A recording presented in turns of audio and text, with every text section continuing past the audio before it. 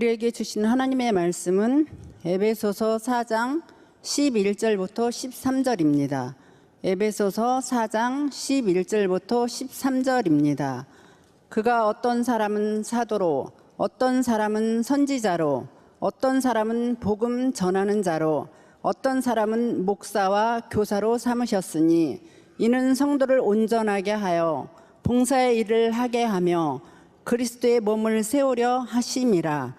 우리가 다 하나님의 아들을 믿는 것과 아는 일에 하나가 되어 온전한 사람을 이루어 그리스도의 장성한 분량이 충만한 데까지 이르리니 이는 살아계신 하나님의 말씀입니다. 아멘.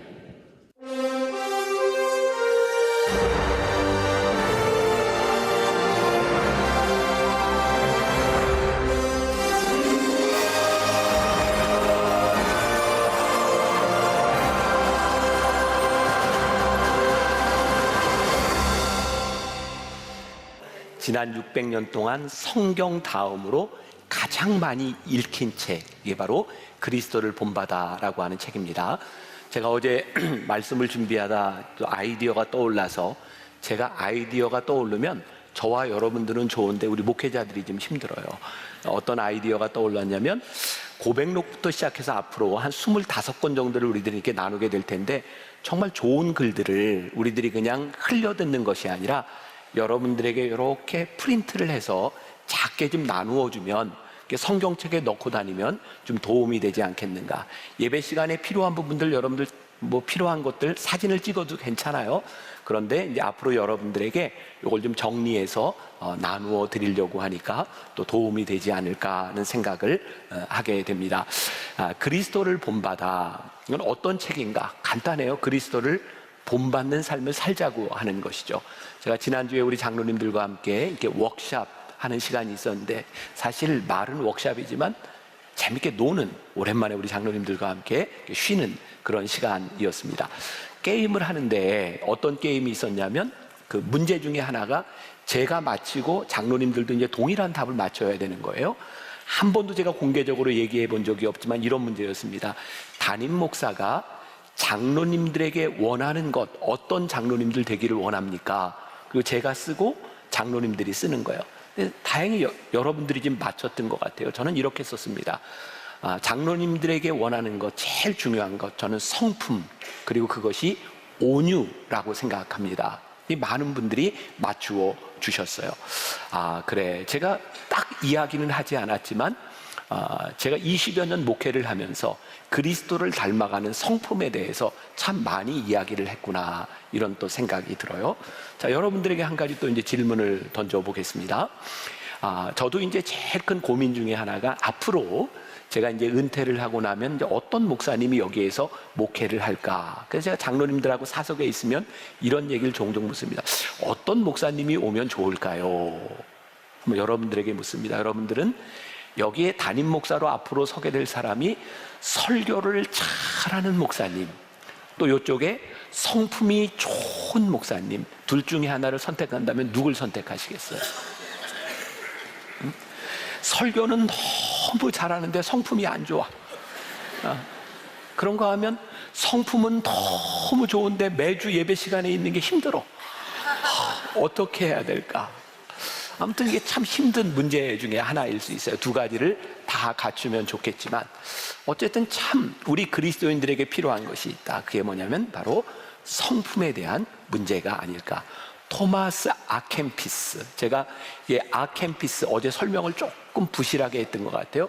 이게 토마스 아켐피스라고 하는 것은 아켐피스, 캠피스로부터 온 토마스라고 하는 이름의 뜻을 가지고 있어요. 대개 이 중세시대의 사람들, 유명한 사람들은 아시시의 프랜시스 이런 식으로 이름을 붙이는데, 토마스 아켐피스는 아켐피스로부터 온 토마스, 이름이 이러니까 토마스인 거죠. 이분은 수도사였습니다. 당시 이 토마스 아켐피스 시대에 그 수도사는 유명한 프란시스코 수도회가 있었는데요. 프란시스코 수도회의 특징은, 프란시스가 귀족이었어요. 이태리에 자기의 모든 재산을 가난한 사람들에게 다 나눠주고, 소위 이야기는 탁 삭발 수도회를 했어요. 사람들에게 구걸을 하고 이렇게 먹을 것을 구하는 그런 수도승과 같은 그런 역할을 했었죠. 그런데 토마스는 그런 것들에 대하여 반대했습니다. 일을 하고 경건 생활을 하고, 그리고 그 당시에 이 토마스 아켄피스에게 이런 별명이 붙어 있었다고 해요. 그보다 더 경건한 사람은 없다. 그러니까 그가 얼마나 그리스도인으로서 어떤 생활을 했는지를 이렇게 웅변적으로 말해주는 부분이기도 하죠. 1400년대에 그가 수도원 원장이 되었을 때 토마스는 후배 그 수도사들을 위하여 글을 쓰기 시작합니다. 짧은 글. 그래서 썼던 책 중에 하나가 그리스도를 본받아라고 하는 책입니다. 오늘은 특별히 짧은 글들을 제가 많이 인용하게 될 거고요. 여러분들에게 굉장히 도움이 될 거고, 이런 글들을 이런 사람들이 인용했구나라는 것도 알게 됩니다. 우리 교회가 감리교회에 속해 있어요. 감리교회 창시자인 요한 웨슬레 목사님은 1725년 그리스도를 본받아라고 하는 책을 읽으면서 그리스도인의 성화, sanctification에 대한 교리를 만들게 되기도 합니다. 이 책에는 이런 표현들이 많이 나옵니다. 경건의 진보, 영적 진보, 영적 성장, 진보, 성장, 이런 말이 많이 나오고 있어요. 점점 나아지는 것, 점점 커지는 것. 이 책의 목적은 분명합니다. 우리의 신앙과 영적 생활이 성장하고 앞으로 나아질 수 있다, 이것을 우리들에게 말하고 있는 거예요. 자, 여기서 이야기하는 중요한 포인트가 있기도 하고요, 제가 여러분들에게 계속해서 반복하는 이야기이기도 하죠. 우리 그리스도인들은 누구도 완전할 수 없습니다. 그러나 우리들이 나아질 수는 있습니다. 이게 그리스도인의 삶의 목표가 되는 것이죠. 자, 오늘 말씀 에베소서 4장 11절부터 13절까지 말씀을 제가 다시 한번 읽어드려요. 사도 바울이 에베소에 있는 교인들에게 이렇게 이야기하고 있는 건데, 그런 마음으로 한번 들어보세요. 그가 어떤 사람은 사도로, 어떤 사람은 선지자로, 어떤 사람은 복음 전하는 자로, 어떤 사람은 목사와 교사로 삼으셨으니 이는 성도를 온전하게 하여 봉사의 일을 하게 하며 그리스도의 몸을 세우려 하심이라. 우리가 다 하나님의 아들을 믿는 것과 아는 일에 하나가 되어 온전한 사람을 이루어 그리스도의 장성한 분량이 충만한 데까지 이르리니. 사도 바울이 에베소에 있는 교인들을 보면서, 제가 지금 여러분들을 보면서 여러분들 중에는 가르치는 은사가 있는 사람도 있습니다. 봉사하는 은사가 있는 사람도 있습니다. 여러분들은 많은 은사를 가지고 있습니다. 그런데 하나님께서 우리들에게 이 은사를 주신 목적이 뭐냐면 그리스도의 장성한 분량에까지 이르도록 우리들에게 은사를 주셨습니다. 제가 앞으로 디트리 보네포의 성도의 공동생활이라는 책을 여러분들과 나누게 될 텐데요, 그 책에 나오는 이야기이기도 해요. 제가 또 한 번 이야기를 하게 될 거예요. 교회는 성도들의 이상을 실현하는 곳이 아닙니다. 그러니까 여러분들 보세요. 내가 은사를 가지고 있어요. 하나님이 나에게 은사를 주셨는데 이 은사가 교회에서 신앙생활하는데 기쁨에 머물러 있지 않아요. 왜 그러냐면 나는 이런 은사를 가지고 있는데 저 사람은 나와 같은 은사를 가지고 있지 않아요. 화가 나요. 왜 저 사람은 저 모양이야? 나하고 너무 다른 부분들. 그러고 보니까 우리 교인들의 대부분이 다른 사람에 대하여 존중과 배려보다는 화가 나는 일들이 많이 있는 거예요. 근데 그게 나쁘기 때문이 아니라 나에게 주신 은사 때문에 나는 이거 잘하는데. 근데 오늘 토마스 아켄피스가 멋진 이야기를 하고 있는 거예요. 오늘 이 본문에 이야기하는 것처럼 우리들이, 하나님이 우리를 믿음의 공동체로 부르신 이유는 우리들의 이상을 실현하는 것이 아닙니다. 우리 모두를 장성한 분량에까지 이르도록 우리를 모아주신 것입니다. 각자 은사를 가지고 우리들이 그리스도의 장성한 분량에까지 이르게 되는 거예요. 사도 바울이 목회자의 마음을 가지고 여러분들 자라나야 됩니다. 장성한 분량에까지. 목표는 분명히 자라남에 있는데 더 중요한 것은 그리스도 안에서 자라나야 된다는 거예요. 그리스도 안에서 자라나지 않으면 우리는 어느 순간 괴물이 될지도 몰라요. 지식도 커지고 은사도 커졌는데 그리스도 안에 겸손을 잃어버리면 우리들의 자라남이 누군가에게 폭력이 될 수도 있는 거예요. 참 무섭잖아요. 많은 능력을 가지고, 많은 돈을 가지고, 하나님이 많은 은사를 주셨는데 거기에서 그리스도의 모습이 나타나는 것이 아니라 폭력적인 모습이 나타난다면 참 무서운 일이겠다. 오늘 토마스 아켄피스는 그런 면에서 오늘 우리들에게 굉장히 좋은 그런 영성에 대한 이야기를 해주고 있어요. 자, 먼저 제가 한 글을 읽어드립니다. 오늘은 글을 좀 여러 번 읽어드릴 거예요. 내 형제여, 경건의 진보를 이룰 수 있다는 확신을 잃지 마십시오. 아직 시간이 있고 아직 그때가 지나가지 않았습니다. 왜 오늘의 선한 계획을 내일로 미루려고 합니까? 당장 일어나 시작하고 이렇게 말하십시오. 지금은 행동해야 할 때요, 지금은 노력할 때이며 지금이 나를 고치기에 적절한 때입니다. 토마스 아켄피스는 뭐라고 얘기하냐면, 여러분, 지금이 여러분들이 변화될 수 있는 때입니다. 지금 여러분들이 노력해야 될 때입니다. 그런데 종종 우리 신앙인들 중에 이런 이야기를 하는 사람을 봐요. 저는 이런 표현을 씁니다. 우리 인생의 가장 비겁한 말이 뭐냐면, 나 원래 이런 사람이야, 나 이대로 살다 죽을래. 가장 비겁한 사람의 말이다. 왜?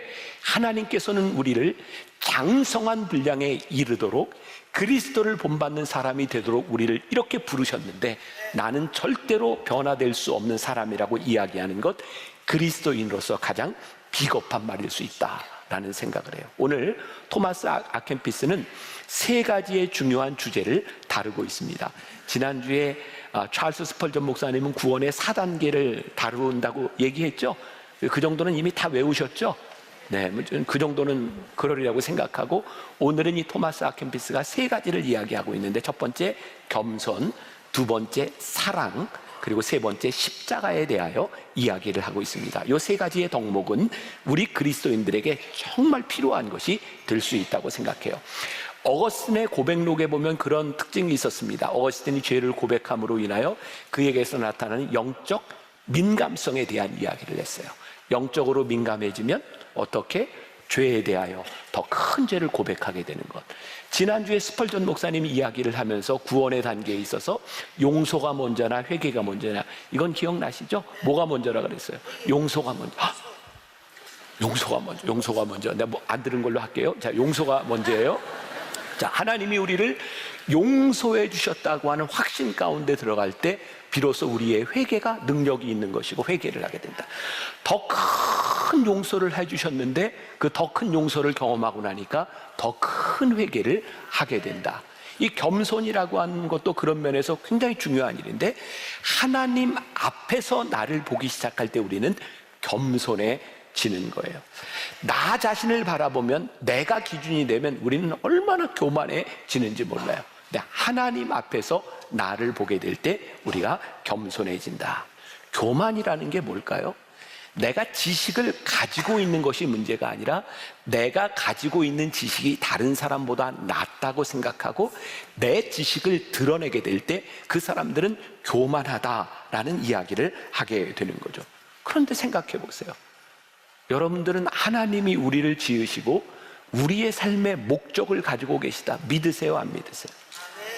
굉장히 중요한 일이잖아요. 하나님이 내 인생에 대한 목적을 가지고 계셔. 하나님이 나를 이렇게 이끌어 가고 계셔. 그런데 하나님 앞에서 내 맘대로 내 인생에 대하여 이야기한다면, 내 인생은 이런 것이라고 이야기한다면 얼마나 교만한 것이겠어요. 그러니까 우리들의 삶이 하나님 앞에서 우리를 보기 시작할 때 우리들의 삶의 기준이 달라지게 돼 있는 거죠. 자, 좀 짧은 글이지만 우리 성우의 목소리로 한번 들어보겠습니다. 자신을 잘 아는 사람은 자신을 낮게 보기에 사람들의 칭찬에 우쭐하지 않습니다. 내가 세상 모든 것을 알더라도 사랑이 없다면 내 행위대로 심판하실 하나님이 보시기에 내게 무슨 도움이 되겠습니까? 많이 이해하고 많이 안다는 생각이 든다면 그대가 알지 못하는 것이 더 많음을 명심하십시오.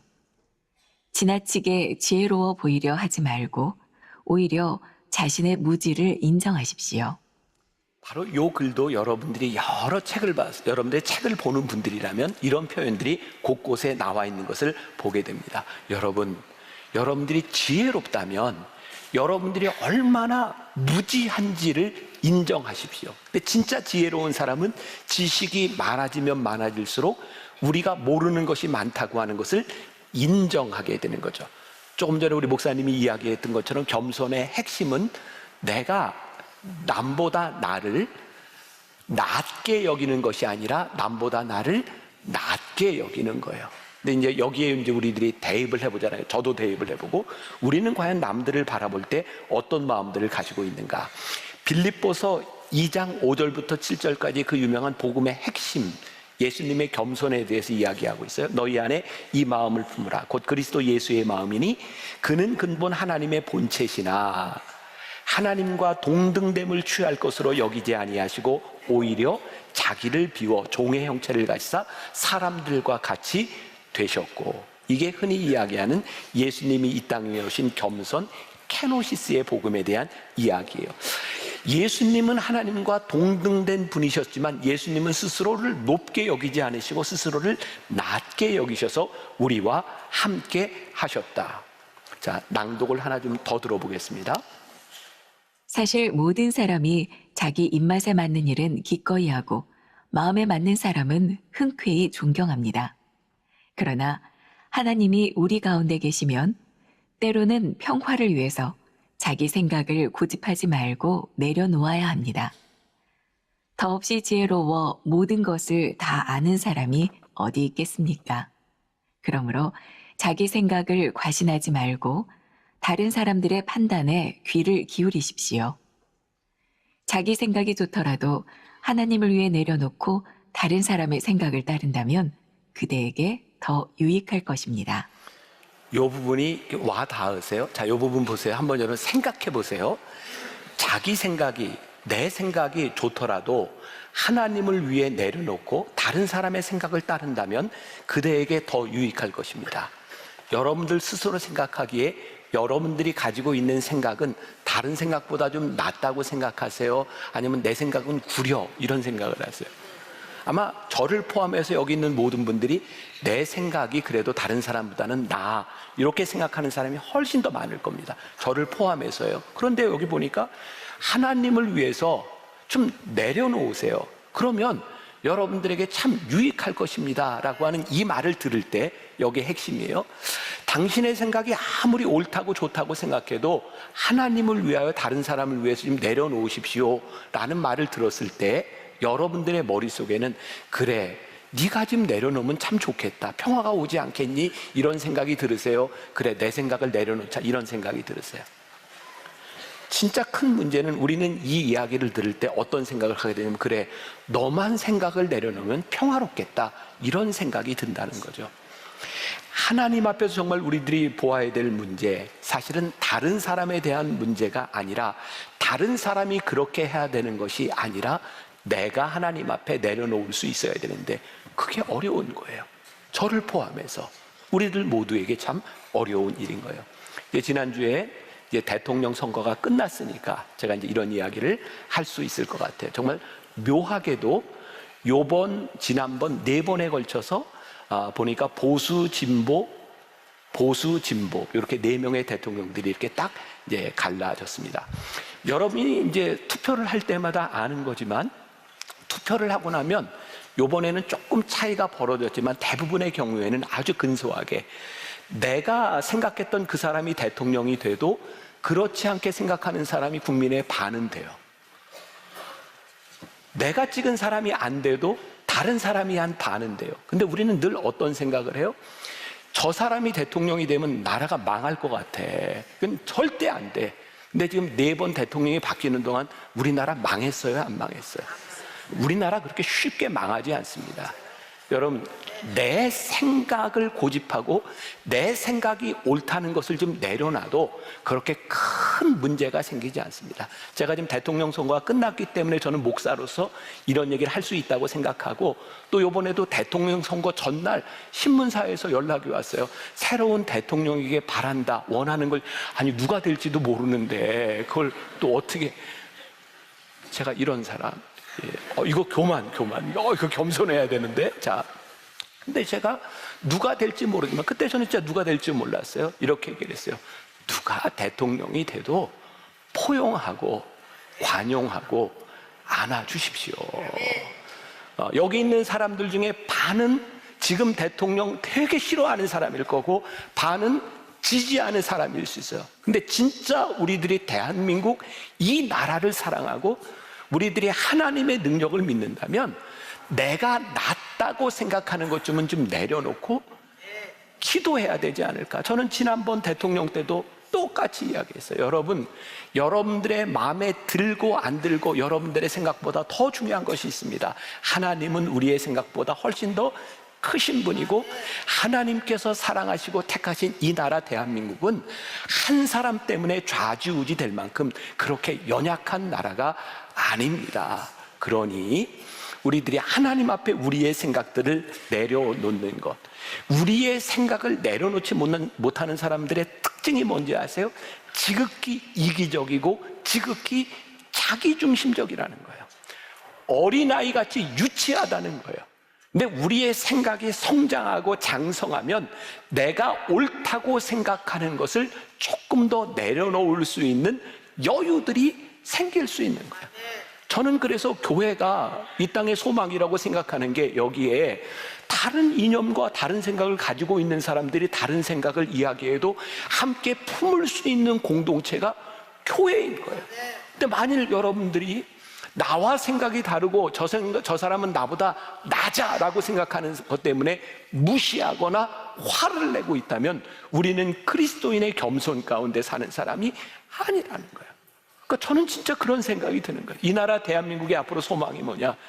그리스도의 성품을 닮아가는 사람, 그리스도의 마음을 가진 사람들이 많아지는 것, 그것이 이 나라와 이 민족의 소망이 아니겠는가. 제가 조금 더 글을 읽어드려요.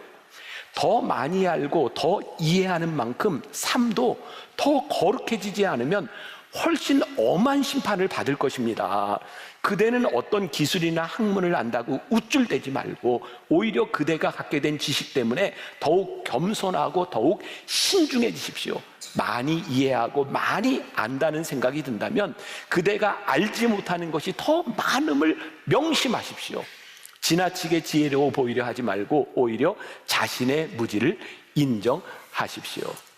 진짜 겸손한 사람의 장점은 뭔지 아세요? 이렇게 이야기를 하다 보면 내가 이렇게 둘이 이야기를 하는데 저 사람하고 이야기하면 내가 좀 똑똑한 사람이 된 것 같아. 겸손한 사람하고 얘기하면 그런 느낌이 들어요. 근데 겸손하지 않은 사람하고 대화를 하면 내가 이야기하고 나면 비참하다는 생각이 들어요. 누가 귀한 사람일까요? 다른 사람에게 그 사람의 존재, 그 사람을 귀하게 여길 수 있도록 만들어주는 것. 왜 우리나라 사람들은 명절 때가 되면 정치 얘기하지 말라고 정치에 집안에 분란이 생긴다는 그런 이야기를 할까? 나와 다른 정치적인 견해를 가지고 있는 사람하고 이야기를 할 때 나하고 이야기를 하면 이 사람은 그래 내가 괜찮은 사람인 것 같아. 서로에게 그런 생각이 들 수 있도록 살아간다면 우리가 얼마나 성숙한 사람이 되겠는가. 자, 그냥 속으로만 손 드세요. 오늘 여러분들 가운데 나는 좀 나이가 들었어 하는 분 속으로만 손 들어보세요. 네. 자, 요즘 젊은이들이 그런 얘기를 해요. 우리는 멘토는 좋아하지만 꼰대는 좋아하지 않는다. 자, 이것도 이제 속으로 이제 손 드세요. 나이 든 분 중에 나는 적어도 멘토야, 나는 꼰대야. 속으로만 손 들어보세요. 근데 그걸 딱 가름하는 게 있습니다. 멘토는 젊은이들이 와서 이야기하기를 좋아하지만 꼰대는 젊은이들이 이렇게 다 피해 갑니다. 꼰대의 특징은 뭘까요? 말이 많습니다. 남의 얘기를 잘 들으려고 하지 않습니다. 여러분 저도 이제 나이가 들어갑니다. 우리 주변의 사람들, 젊은이들이 우리 주변에 많이 모이도록 할 수 있는 방법이 있는데 그게 뭐냐면 젊은이들에게 내가 똑똑하다는 얘기하지 말고 말 많이 하지 말고 말을 들어주라는 거예요. 내 앞에서 이야기하는 젊은이, 내 자식이 그래 너 훌륭하다, 너 잘 컸다라는 느낌이 들 수 있도록 그렇게 살아가라는 거예요. 그러면 우리 주변에 사람들이 모이게 되는 거예요. 왜? 겸손한 사람 주변에는 사람들이 모이기 때문이에요. 우리들이 이 겸손을 잃어버리면 나이가 들면 들수록 외로워지고 비참해지는 거예요. 그리스도의 겸손이 우리들에게 살아있을 수 있도록 겸손은 내가 많이 알면 알수록 내가 더 거룩해지고 내가 모르는 것이 많다고 하는 것을 인정해 주는 것, 그것이 겸손이다. 그래서 저는 그런 또 생각을 해요. 우리들이 복음을 전하는데 제일 중요한 효과적인 방법은 우리들이 알고 있는 성경의 지식과 복음을 막 설득하려고 하는 것보다 그 복음을 듣고 있는 사람에게 내가 겸손한 사람이라고 하는 느낌을 줄 때 복음의 문이 열린다.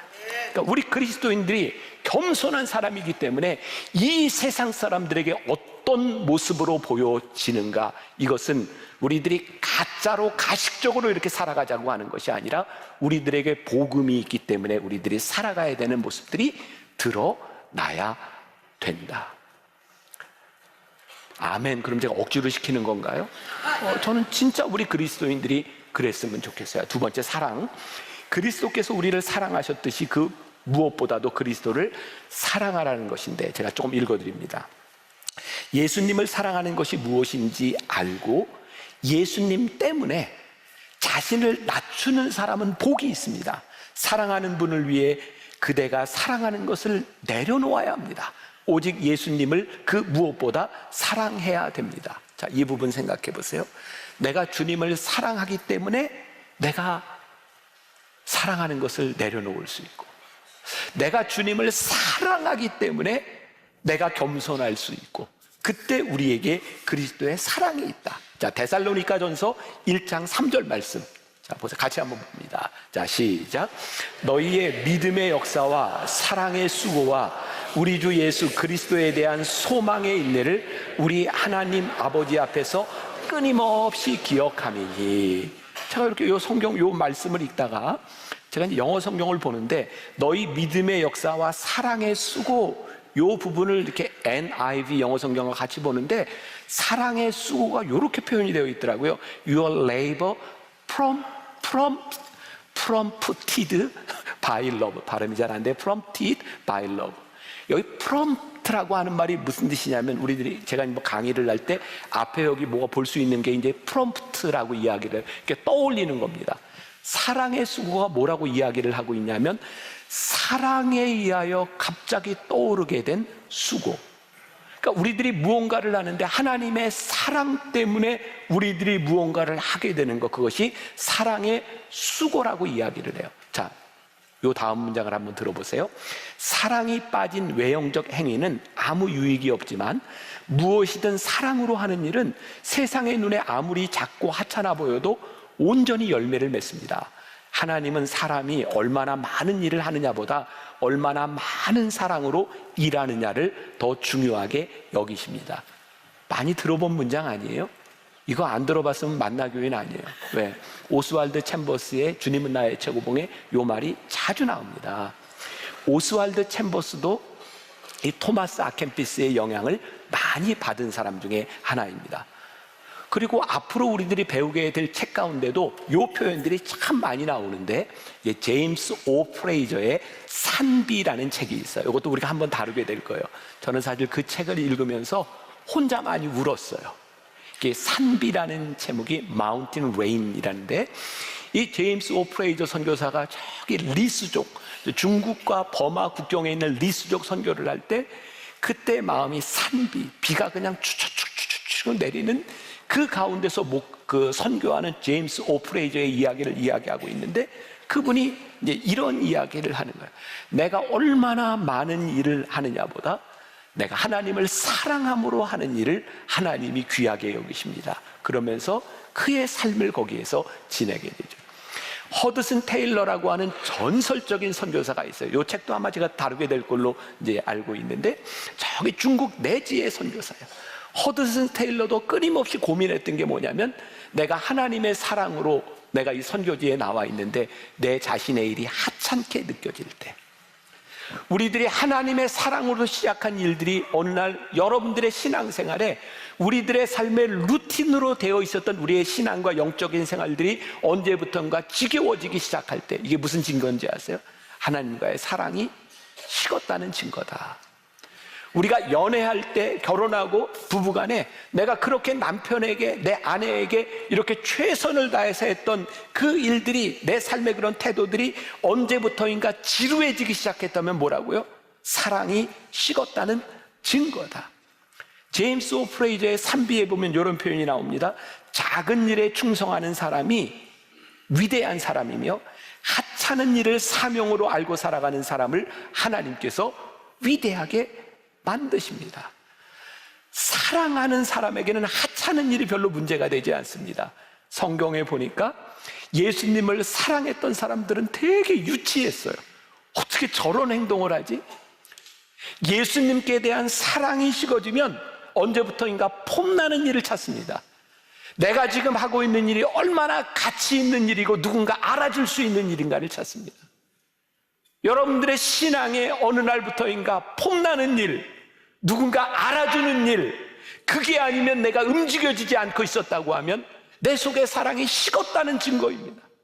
오늘 우리들이 깊이 자신을 묵상해야 될 부분입니다. 하나님, 아무것도 아닌 그 하찮은 일들이 내 삶에 가치가 있는 일입니까?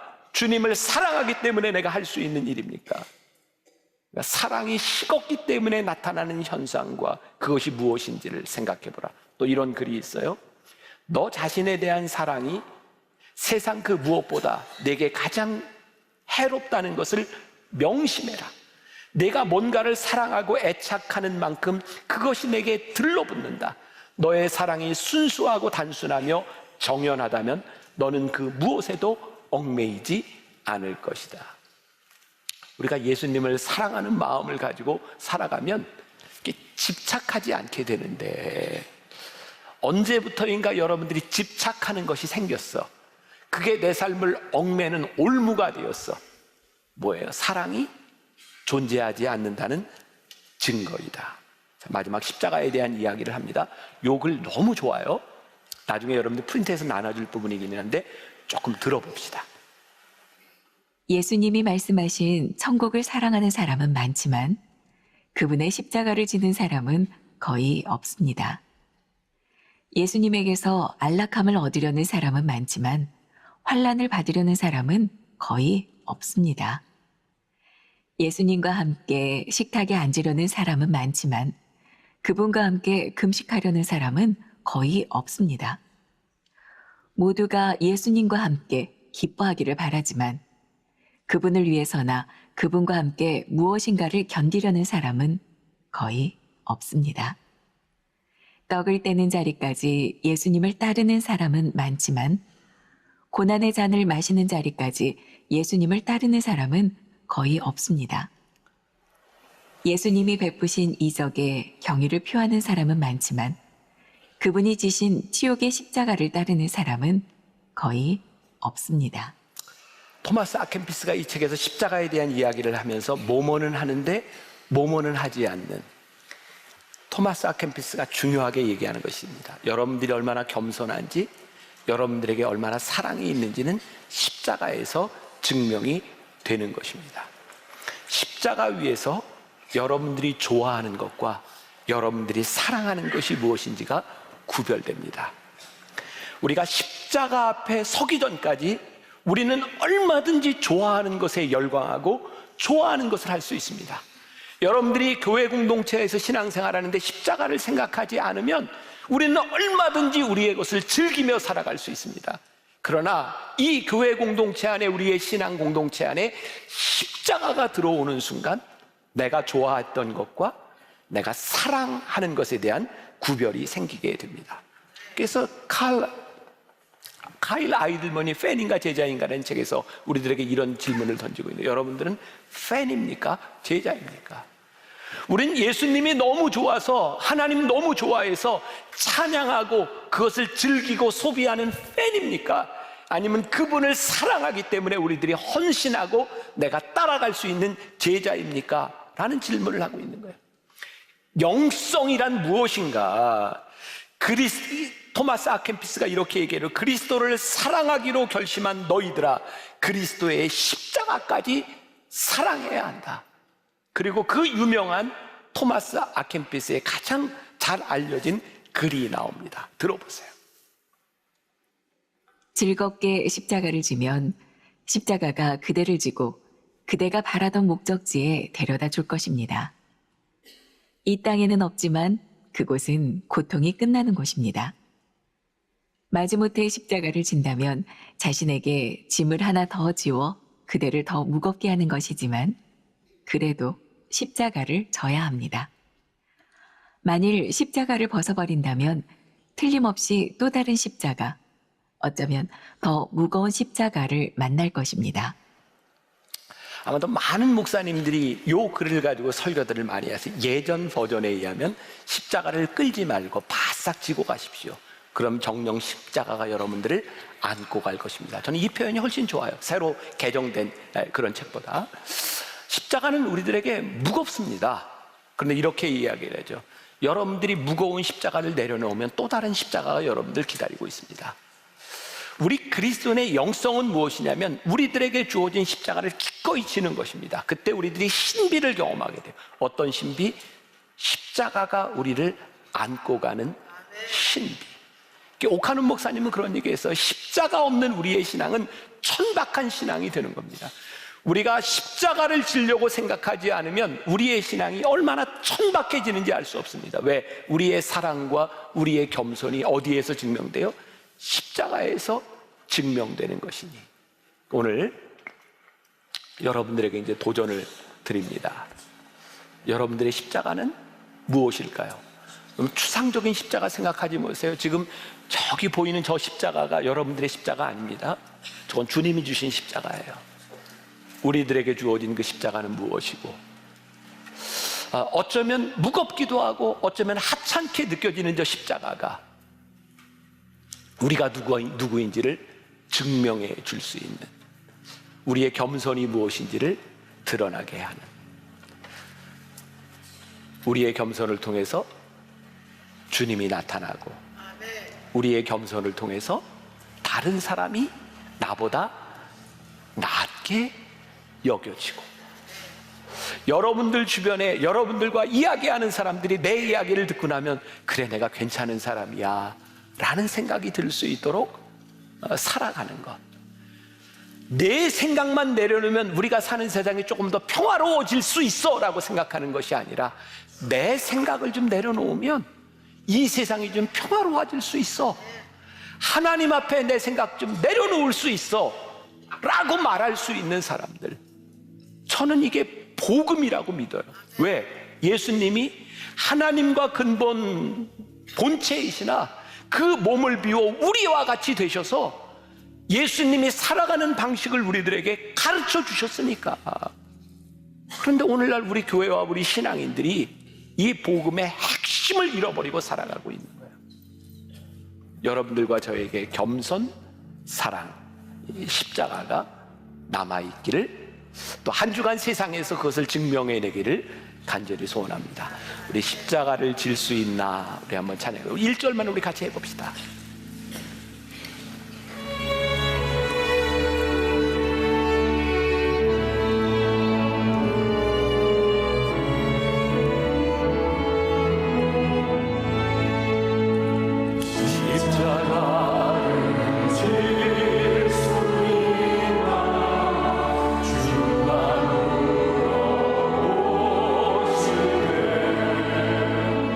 주기가 지나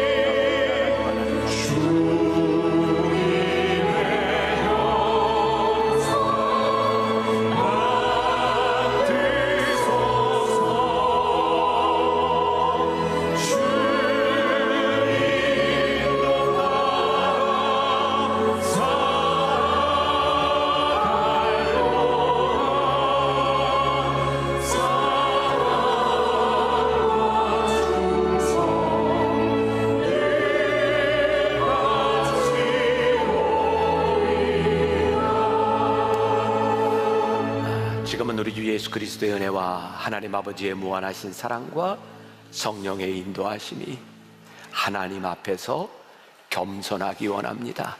하나님 앞에서 우리의 잃어버렸던 사랑을 회복하기를 원합니다. 하나님 앞에서 내가 감당하고 내가 져야 되는 십자가가 무엇인지를 올바로 알고 지기를 원합니다. 그런 마음의 결심 가지고 이 세상으로 나아가는 당신의 사랑하는 모든 백성들 위해 지금부터 영원까지 함께 하시기를 간절히 축원하옵나이다. 아멘.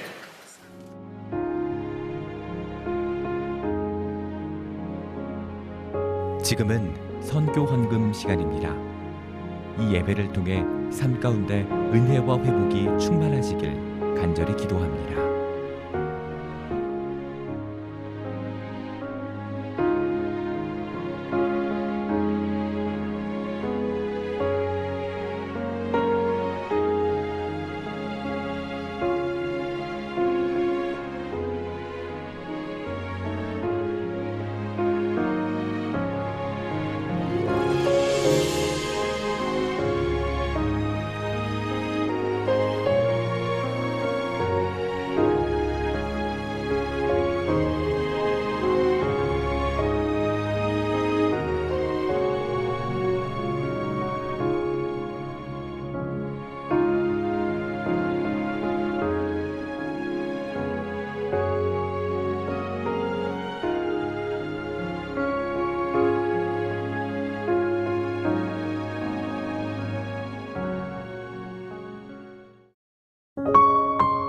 GOD Good TV